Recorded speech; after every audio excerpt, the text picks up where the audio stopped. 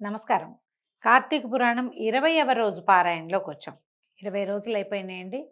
ఇంకా 10 రోజుల్లో కార్తీకం వెళ్ళిపోతుంది. పృథు చక్రవర్తి దేవర్షి అయిన నారద మహామునిని ఇలా అడుగుతున్నాడు. "ఓ దేవర్షి, తులసిని స్థాపించి ఆ మండపంలోనే ముందుగా విష్ణు పూజ చేయాలని సెలవిచ్చావు. పైగా తులసిని హరిప్రియ, విష్ణువల్లభ వంటి పేర్లతోటి సంబోధించావు. శ్రీవారికి అంతటి ప్రియకరమైన ఆ తులసి మాహాత్మ్యాన్ని వినిపించమన్నారు." తులసి అన్నెడలా కనపడుతుందండి మనకి. ఒక్క తులసి చెట్టు పెట్టుకుంటే ఒక సంవత్సరం 6 నెలలు తిరిగేసరికి చిన్న చిన్న తులసి చెట్లు చుట్టుపక్కల వస్తాయి. ఈ తులసి చెట్టు మీద నుంచి వీడి గాలి విస్తారంగా వచ్చిందంటే ఈ తులసి రెమ్మలు ఎగిరి ఎక్కడో పడి కింద కూడా చిన్న చిన్న మట్టి, కాస్త మట్టి ఉన్న స్థలాల్లో కూడా తులసి సులువుగా మొలుస్తుంది. తులసిని బ్రతికించడం సులువు, కాపాడడం కూడా సులువే. అంత సులువుగా వచ్చేటువంటి తులసి చెట్టు విష్ణువుకి పరమ ప్రీతికరం అని చెప్తారు. తులసి చెట్టుని ఎట్లా కాపాడాలి, ఎలా సేవించుకోవాలి, ఇవన్నీ చాలా విధానాల ప్రకారం ఉంటాయండి. కొందరి ఇళ్లలో అయితే మాకు అసలు తులసి ఇది లేదంటారు, ఆనమాయి లేదండి, తులసి చెట్టు పెట్టుకోవచ్చు అంటారు. ఆనమాయి లేకపోవటానికి పూజకి ఆనమాయి ఉండదు. నేను కూడా మాకు తులసి పూజ లేదండి. పురాణ సందర్భంలోనే ఈ మాట చెప్తున్నా. తులసి తోటి పూజిస్తాం మేము. తులసికి పూజ చేసే విధానం నా చిన్నతనంలో తెలియదు. నేను బాగా పెద్దదాన్ని అయ్యాక అనంతరమే తెలుసుకున్నా. తులసికి చక్కగా పూజ చేస్తే అప్పుడు సినిమాల్లో చూసేవాళ్ళం. ఏమిటో కొంతమంది చేసుకుంటారు అనుకునేవాళ్ళము. తులసిని పూజించడం వల్ల మనకి ప్రధానంగా వనగూడే ప్రయోజనం ఏంటంటే, ఒక ఎక్కువ ఆరా కలిగి ఉంటుంది, జీవశక్తి ఎక్కువగా కలిగి ఉంటుంది తులసి చెట్టు. ఈ చెట్టుని రోజు ముట్టుకోవటం వల్ల శుభ్రం చేయటానికి తులసి వనాన్ని లోపలికి వెళ్ళాలి, దాని చుట్టూతా ప్రదక్షిణ చేయాలి, నీరు పోసేటప్పుడు తాకుతాము, ఇట్లా ముట్టుకుంటాము.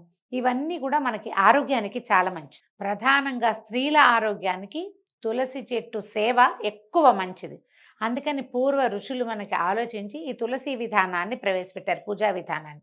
పూజ లేదు కానీ తులసిని మన పెరట్లో పెంచుకోవచ్చు కదా.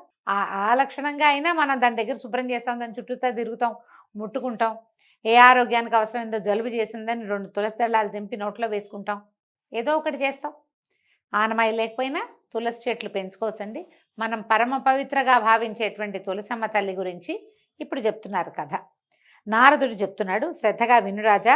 పూర్వం ఒకసారి ఇంద్రుడు సమస్త దేవతా అప్సర సమేతుడై శివదర్శనార్థం కైలాసానికి వెళ్ళాడట. ఆయన చుట్టూతా మొత్తం నవగ్రహాలు, తర్వాత అప్సరోగణము అంతా మందిమాగధులతో సహా వెళ్ళాడు. వెళ్ళేసరికి ఆ సమయానికి పరమేశ్వరుడు భేతాళ రూపిగా ఉన్నాడట. అయితే భీత మహాదంశ నేత్రాలతోటి మృత్యుభయంకరంగా ఉన్న ఆ స్వరూపంలో ఉన్న ఆయన్ని శివుడుగా గుర్తించలేక ఈశ్వరుడు ఎక్కడున్నాడు, ఏం చేస్తున్నాడు అని ఆయననే ప్రశ్నించాడట ఇంద్రుడు. కానీ ఆ పురుషోత్తముడు జవాబు ఇయ్యలేదు. ఆయన మంచి రౌద్రంతో ఉన్నాడు. నేను శిక్షిస్తున్నాను, ఎవడు రక్షిస్తాడో చూస్తానని ఏం చేశాడట ఇతను, ఇంద్రుడు వజ్రాయుధంతో అతని కంఠసీమ మీద కొట్టాడు, మెడ మీద కొట్టాడట. మెడ కొట్టాడు. కొట్టేసరికల్లా మెడ నల్లబడింది.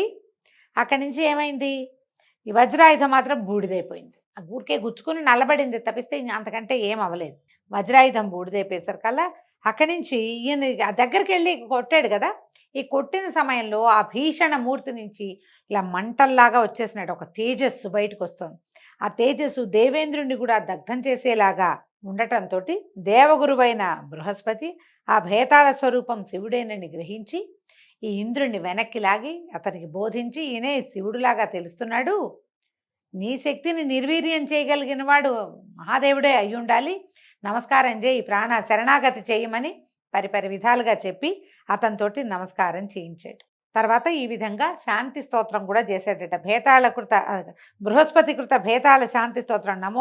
నమోదేవాదిదేవాయ త్ర్యంబకాయ కపర్ధినే త్రిపురఘ్నాయ శర్వాయ నమోంధక నిశూనవే విరూపాయాదిరూపాయ బ్రహ్మరూపాయ శంభవే యజ్ఞ విధ్వంసకర్త్రే వై యజ్ఞానాం ఫలదాయినే కాలాంతకాలకాలాయ కాలభోగిధరాయ చ నమో బ్రహ్మ శిరోహంత్రే బ్రహ్మణ్యాయ నమో నమః అని ఇలాంటి అద్భుతమైన శ్లోకాలతోటి బృహస్పతి ఆ భేతాళ స్వరూపంలో ఉన్న మహాదేవుడిని అనేక విధాలుగా స్తుతించాడు.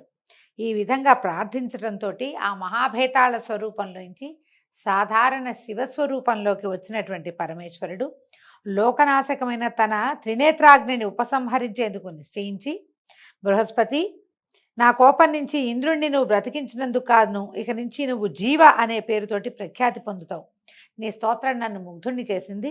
ఏదైనా వరం కోరుకోమన్నాడు. అంటే అప్పుడు ఆ మాట మీద బృహస్పతి అన్నాడట, పరమేశ్వర నీకు నిజంగా సంతోషం కలిగితే మళ్ళీ అడుగుతున్నాను, స్తోత్రాల్లో కూడా మమ్మల్ని రక్షించని అడిగాను, ఇప్పుడు కూడా త్రిదివేశుని త్రిలోకాలని కూడా నీ మూడో కంటి మంట నుంచి రక్షించు. ఎందుకంటే ఆయన కోపం వచ్చేసరికి ఆ కంట్లో నుంచి మంట వచ్చేస్తుంది. నీ పాలాగ్ని జ్వాలల్ని శాంతింపజెయ్యి, ఇదే నా కోరిక మహాదేవ అని అనేక విధాలుగా ప్రార్థించేసరికి పరమేశ్వరుడు సంతోషించి, వాచస్పతి నా మూడో కంటి నుంచి వెలువరించిన అగ్ని వెనక్కి తీసుకోదగింది కాదని తెలుసుకో, అయినా నీ ప్రార్థనని మన్నించి ఈ అగ్ని లోకదహనం చేయకుండా ఉండేందుకు గాను సముద్రంలోకి చిమ్మేస్తున్నాను. అంటే ఎప్పుడైతే ఇంద్రుడు ఈయన్ని దెబ్బ కొట్టాడో ఆయన త్రినేత్రం తెరుచుకుంది, నేత్రంలో నుంచి ఒక మంట అగ్ని జ్వాల బయటకు వచ్చింది. బృహస్పతి అనేక విధాలుగా స్తుతించి స్వామి అయ్యవారిని ప్రసన్నం చేసుకుంటే ఆ బయటికి వచ్చిన మంట ఇంకా ఎక్కడికి వెళ్ళాలి, అలా జ్వాల వెలువడుతోందనమాట. ఆయన కన్ను మూసి మూడవ కన్ను త్రినేత్రాన్ని మూసేసి ఈ అగ్ని జ్వాలని సముద్రంలోకి నెట్టేశాడట.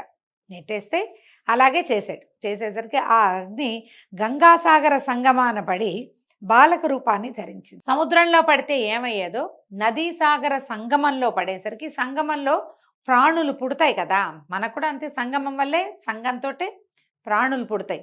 ఈ నదీ సాగర సంగమం అంటే స్త్రీ పురుష సంగమం లాంటిదే అది. ఆ సంగమంలో ఎప్పుడైతే ఈ అగ్ని జ్వాల వెళ్ళి పడిందో అదొక బాలక రూపాన్ని ధరించిందట.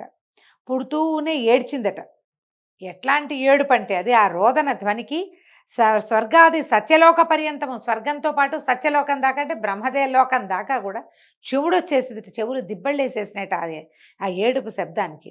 ఆ రోదన ధ్వని విన్న బ్రహ్మ పరుగు పరుగున సముద్రుడి దగ్గరికి వచ్చి ఈ అద్భుత శిశువు ఎవరి పుత్రుడని సముద్రుడిని అడిగేసరికి సముద్రుడు ఆయనకి నమస్కరించి గంగా సంగమంలో జన్మించాడు కనుక ఇతను నా కుమారుడే, మరి వీడికి జాతకర్మాది సంస్కారాలు చేయమని కోరాడట. మా సంగమంలో పుట్టాడు కాబట్టి పైనుంచి వచ్చినా కూడా మన వల్ల జన్మించాడు కాబట్టి వీడు మా పుత్రుడేనని సముద్రుడు ఒప్పుకుని వీడి జాతకర్మలు చేయమంటే ఈ పిల్లవాడు చంటివాడు, అది పుట్టిన పిల్లవాడట.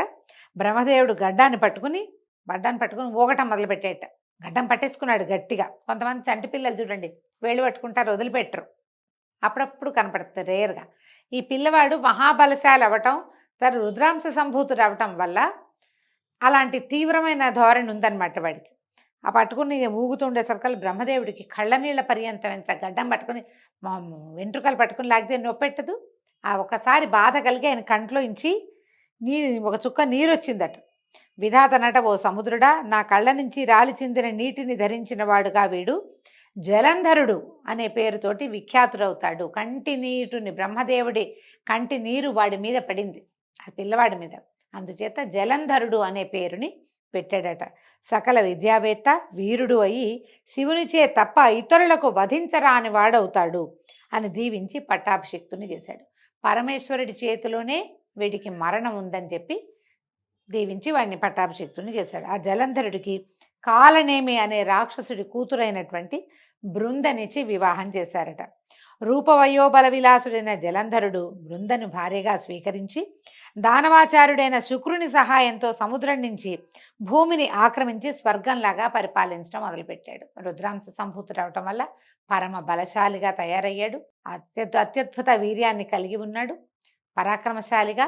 తర్వాత బ్రహ్మదేవుడి వరం వల్ల వరగర్వంతో వాడు గర్వించి లోకాలన్నింటినీ జయించి పరిపాలించడం మొదలుపెట్టాడు. నారద మహర్షి ఇంకా చెప్తున్నారు, పూర్వం దైవోపహతమై పాతాళాది లోకాలలో దాగిన దానవ బలమంతా ఇప్పుడు జలంధరుని ఆశ్రయించి నిర్భయంగా సంచరించడం మొదలుపెట్టింది. ఆ జలంధరుడు ఒకనాడు శిరోవిహీనుడైన రాహువును చూసి వీడికి తలలేదేమిటి అని ప్రశ్నించిన మీదట శుక్రుడు గతంలో జరిగిన క్షీరసాగర మథనము, అమృతపు పంపకము, ఆ సందర్భంగా విష్ణువు అతని తల తెగవేయటము ఇత్యాదిగా గల ఇతిహాసం అంతా చెప్పాడు. ఇది ఎప్పుడు జరిగింది కదండి, క్షీరసాగర మథనం జరిగినప్పుడు అమృతాన్ని దేవతలకి మాత్రమే పంచే ఉద్దేశంలో ఉన్న మహావిష్ణువు మోహిని అవతారాన్ని దాల్చి దానవులని మోహపరిచి రాక్షసులకి పంచిపెట్టాడు అమృతం. రాహువు అది తెలుసుకుని దేవతల రూపాన్ని ధరించి దేవతల మధ్యలో కూర్చుని అమృతాన్ని స్వీకరించాడు. అయితే విష్ణుమూర్తి ఏం చేశాడు, వాడి తల తెగటార్చాడు. మొండెం వేరే తల వేరేగా ఉన్నాయి, రాహువు కేతువు అంటారు కదా. వాడికి తల లేకపోయేసరికి శిరోవిహీనుడికి తల లేదు. ఇక తలలేపోతే అడిగేసరికల్లా ఇదంతా విషయం తెలుసుకున్నాడు. ఇది వినేసరికల్లా సముద్ర తనయుడైన జలంధరుడు మండిపడ్డాడు. తన తండ్రి అయిన సముద్రుని వధించడం పట్ల చాలా మదన పడ్డాడు. సముద్రుడు నా తండ్రి, ఆయన్ని వేరే వాళ్ళు చిలకటం ఏమిటి, నొప్పెట్టుతుంది కదా చిలికితే. సముద్రుని మధించటం అంటే బాధించటంగా భావించాడనమాట. ఆ తర్వాత ఖష్మరుడు అనేవాడిని దేవతల దగ్గరికి రాయబారిగా పంపించాడట. వాడు ఇంద్రుని వద్దకు వెళ్ళి, నేను రాక్షస ప్రభు అయిన జలంధరుడి దూతని, ఆయన పంపించిన శ్రీముఖాన్ని విను. ఇంద్ర, నా తండ్రి అయిన సముద్రుని పర్వతంతో మధించి అపహరించిన రత్నాలన్నింటినీ వెంటనే నాకు అప్పచెప్పు. సముద్రంలో నుంచి ఎన్ని వచ్చినాయండి? లక్ష్మీదేవి వచ్చింది, చంద్రుడు వచ్చాడు, ఓషధులు వచ్చాయి, ఐరావతం వచ్చింది, కల్పవృక్షం, కామధేనువు, తర్వాత ఎన్నో అప్సరసలు ఎంతోమంది, వజ్రాలు, రత్నాలు, మణులు, కౌస్తుభాలు, లెక్కలేదు ఎన్నొచ్చినాయో, శంఖాలు గవ్వలతో సహా మదనంలోంచి పుట్టినవే. మా తండ్రిని మతించటం వల్ల వచ్చినవన్నీ కూడా మా తండ్రిలోంచి వచ్చాయి కాబట్టి అది మా ఆస్తి, మాది మాకు అప్పచెప్పి తీరాలి నువ్వని ఒక శ్రీముఖాన్ని పంపించాడు. చెప్పేసరికల్లా ఈ అమరేంద్రుడు అన్నాడు, ఓ రాక్షస దూత, గతంలో నాకు భయపడిన లోకకంటకాలైన పర్వతాలని, నా శత్రువులైన రాక్షసుల్ని ఆ సముద్రుడు తన గర్భంలో దాచుకున్నాడు. అందువలనే సముద్ర మథనం చేయవలసి వచ్చింది. ఇప్పటి మీ రాజులాగానే గతంలో శంఖుడనే సముద్రనందనుడు కూడా అహంకారంతో ప్రవర్తించి నా తమ్ముడైన ఉపేంద్రుని చేత వధింపబడ్డాడు. కాబట్టి సముద్ర మథన కారణాన్ని దైవతగణ తిరస్కృతికి లభించబోయే ఫలితాన్ని కూడా మీ నాయకుడికి విన్నవించుకో అని చెప్పాడు. భస్మరుడు జలంధరుడి దగ్గరికి వెళ్ళి మగుడు చెప్పిన ఈ దేవేంద్రుడు చెప్పిన విషయాలన్నీ చెప్పేశాడు. ఆయన కేకలేశాడు, తిట్టాడు, దురుసుగా ప్రవర్తించాడు, దిక్కుని చోట చెప్పుకోమన్నాడు. మరి వాక్యాలు అలాంటివే కదా ఇంచుమించుగా, అవన్నీ చెప్పాడు. చెప్పేసరికల్లా మండిపడిపోయేటట జలంధరుడు. మరుక్షణమే స్వర్గం మీద సమరం ప్రకటించాడు. శుంభ నిశుంభాది సైన్యాధిపతులతో సహా దేవతల మీదకి దండెత్తాడు. ఉభయ సైన్యాల వారు ముసల పరిఖ బాణ గదాది ఆయుధాలతో పరస్పరము ప్రహరించుకున్నారు. వాళ్ళ దగ్గర ఉన్న అన్ని ఆయుధాలతోటి చచ్చేలా కొట్టుకున్నారు. రథగజ తురగాదిక శవాలతోటి రక్త ప్రవాహాలతోనూ రణరంగం నిండిపోయింది. రాక్షస గురువైన శుక్రుడు మరణించిన రాక్షసులందరినీ మృత సంజీవిని విద్యతోటి బతికిస్తుండగా, మృత సంజీవిని విద్య కథ తెలుసు కదండి, కచుడు దేవయాని కథ చెప్తాం. అందులో ఈ మృత సంజీవని చాలా విశేషంగా కనపడుతుంది. ఆయనేమో ఈ చచ్చిపోయిన దానవులందరినీ మృత సంజీవనితో బతికిస్తున్నాడు. దేవగురువైన బృహస్పతి అచేతనాలైన దేవగణాలను ద్రోణగిరి మీదున్న దివ్యౌషధాలతోటి చైతన్యవంతం చేయటం మొదలుపెట్టాడు. ఇది గ్రహించిన శుక్రుడు జలంధరుడికి చెప్పి ఆ ద్రోణగిరిని సముద్రంలో పారేయించాడు. ఇది వాళ్ళు కూడా బతికొస్తున్నారు, మన వాళ్ళు బతుకుతున్నారంటే మన దగ్గర మృత సంజీవని ఉంది, వీళ్ళ దగ్గర మృత సంజీవని లేదు దేవతల దగ్గర. ఎట్లా వీళ్ళు బతుకుతున్నారంటే ద్రోణగిరి మీద అద్భుతమైన మూలికలు ఉన్నాయి, వాటితోటి చచ్చినవాడు బతికేందుకు అవకాశం ఉంది. మనకు కూడా మూలికా వైద్యం కోమాల్లో ఉన్న వాళ్ళని లేవదీస్తుందని చెప్తారు కదా. ఎప్పుడైతే ఈ రహస్యాన్ని గ్రహించాడో శుక్రుడు ఇతను జలంధరుడికి చెప్పగానే, జలంధరుడు ఏం చేశాడు, మహాశక్తివంతుడు కదా, ఆ ద్రోణగిరిని ఎత్తి సముద్రంలోకి విసిరేసేసాడు. ఎప్పుడైతే ద్రోణ పర్వతం అదృశ్యమైందో అప్పుడు బృహస్పతి దేవతలను చూసి, ఓ దేవతలారా, ఈ జలంధరుడు ఈశ్వరాంశ సంభూతుడు కాబట్టి మనకు జయింపశక్యం కాకుండా ఉన్నాడు, అందువలన ప్రస్తుతానికి దాక్కుందాము, ఎవరి దారిని వాళ్ళు ఇళ్ళకెళ్ళిపోండి, పారిపోండి అని హెచ్చరించాడు. అది వినగానే గురువే గన భయపడితే ఇంకేముందండి, పెద్దవాడు భయపడ్డాడంటే చిన్నవాళ్ళకి ఆటోమేటిక్గా భయం వేస్తుంది. భయార్తులైన దేవతలందరూ కూడా యుద్ధరంగం నుంచి పారిపోయి మేరుపర్వత గుహాంతరాలని ఆశ్రయించారు. మేరుపర్వతం దగ్గరికి దేవతలు దానవులు రారు, అది వేరొకరికి తెరవబడదనమాట. ఆ లోపల గుహల్లోకి వెళ్ళిపోయారు వీళ్ళు. అంతటితో విజయాన్ని పొందిన జలంధరుడు ఇంద్ర పదవిలో తాను పట్టాభిషిక్తుడై శుంభ నిశుంభాదులను తన ప్రతినిధులుగా నిర్ణయించి పారిపోయిన దేవతల్ని బందీల్ని చేయడం కోసం కొంత సైన్యంతో మేరుపర్వతాన్ని సమీపించాడు. మేరుపర్వతాన్ని సమీపించాక ఏం జరిగిందో రేపటి భాగంతో తెలుసుకుందామండి. ఈ రోజుతో 20వ రోజు పారాయణ పూర్తయింది. రేపు ఉదయం మళ్ళీ కలుసుకుందాం. నమస్కారం.